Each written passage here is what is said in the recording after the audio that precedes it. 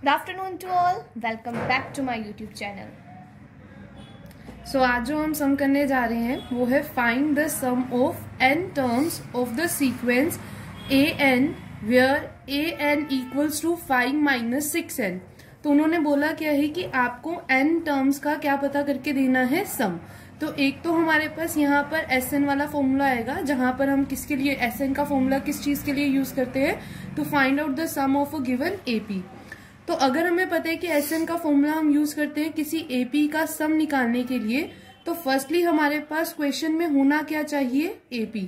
और AP find out करने के लिए हम इस इक्वेशन का यूज करेंगे।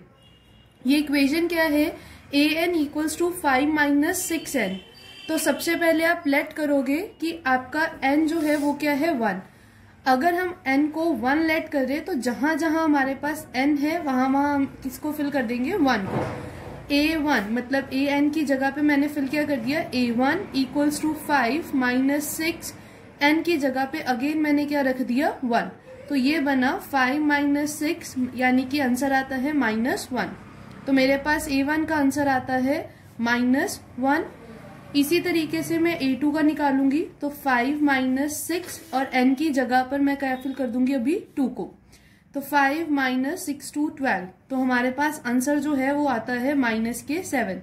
दैट मीन्स कि a2 हमारे पास है -7। नेक्स्ट अभी मेरे को a3 फाइंड आउट करना है। तो a3 के लिए जहां जहां n था वहां वहां मैं क्या फिल कर दूंगी, 3 को।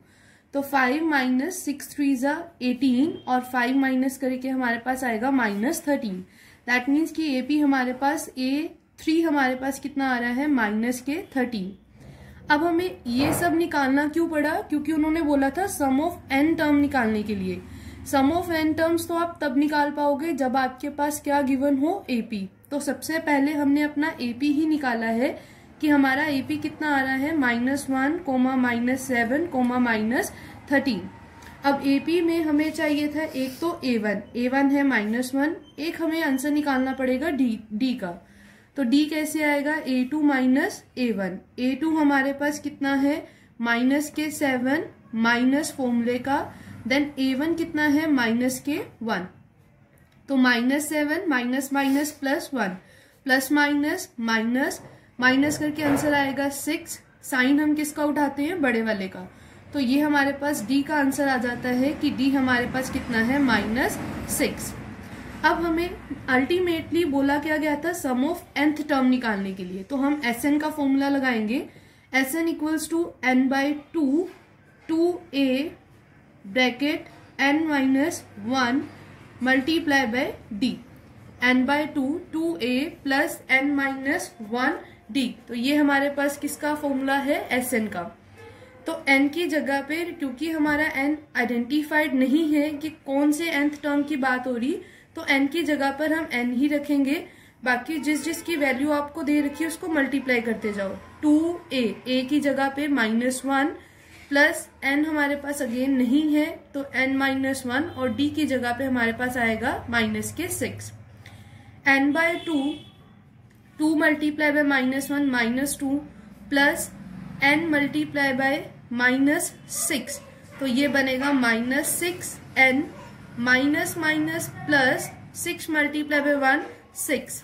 तो हमारे पास ये सेकेंड स्टेप में आता है n/2 -2 plus -6n plus 6। n/2 minus plus minus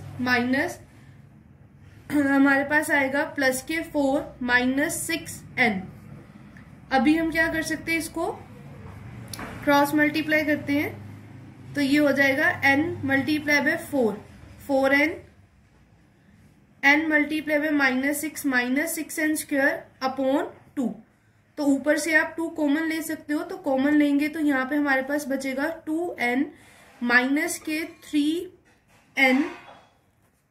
n भी आप कॉमन ले सकते हो तो 2n और बच जाएगा 2 - 3n अपॉन 2। 2 से 2 कैंसिल, तो हमारे पास आंसर क्या आता है, n ब्रैकेट 2 - 3n।